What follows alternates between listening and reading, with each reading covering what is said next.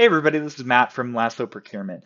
In our last video, we covered contract change orders, and in this video, we're going to move on ahead and look at how a supplier can submit their invoice, and then how the buying organization can submit the receipt, and how we confirm that the three-way match process is works for against the purchase order, the invoice, and the receipt. And so you can see I've got my purchase order. So I'm under the supplier account right now. Under my work order tabs, I can see I've got my purchase order under accepted, and I can see that I've got my work order here, and so I'm actually going to be done with this work order, and so I'm going to go ahead and submit submit the invoice for this work order. And so I'm going to go over to my invoices tab, and I can see I've got the purchase order, and I have the opportunity for each line item I can submit an invoice, and so I'm able to submit a partial quantity for this invoice based on as a fraction of this PO line quantity. So in this case, it's 2. So I can submit 1, and that will basically populate. I've got an invoice now for 1 that has been invoiced, and if I want to do the additional quantity, I can go ahead and submit that, and that will then show up. I've got 2 invoices submitted, each for a single quantity, and I've got the value invoiced, and so that's both against line 2 on this purchase order, and I can similarly do this for line 1. I'm not going to do a partial. I'm just going to do the full quantity, and I'm going to go ahead and submit that. And you can see that for each of these line items, I now have both of my invoices submitted, and now these are available for the buying organization to review.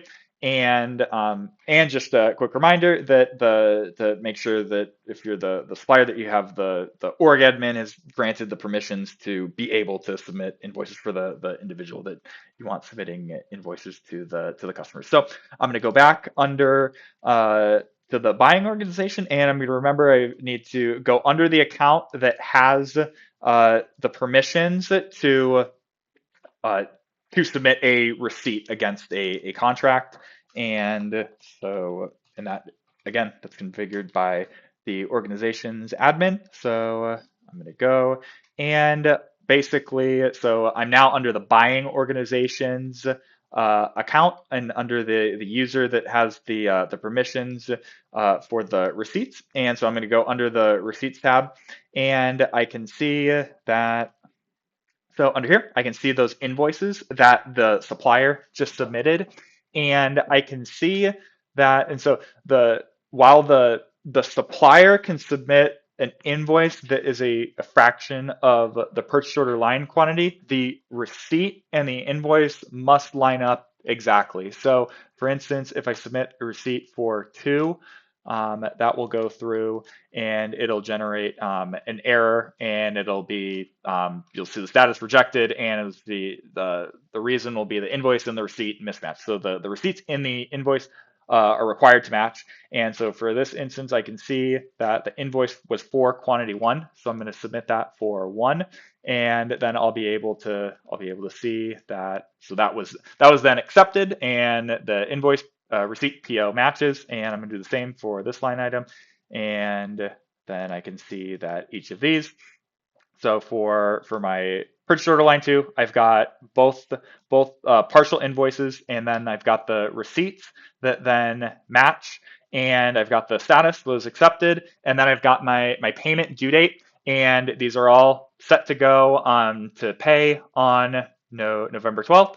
And this will be, so the payment due date is going to be calculated based off of whatever the payment terms are on the purchase order. And so if you remember, I can see in my purchase order that the payment terms were net 30, and so that's the reason that that'll be how the payment dates are calculated. But so, yep, I've just gone through as the buyer to receive all of these, and so now my procurement cycle is done for this line item, and these are all set for the accounts payable team to go ahead and pay this. And if they want to submit a payment reference number, they can submit a payment reference number if it's a check number or anything like that. And this will be communicated to the supplier as well, so that they have all of the payment information on what the reference number is and on when they can expect their payment. So this was the end of the video series of demonstrating how to use the Lasso procurement platform.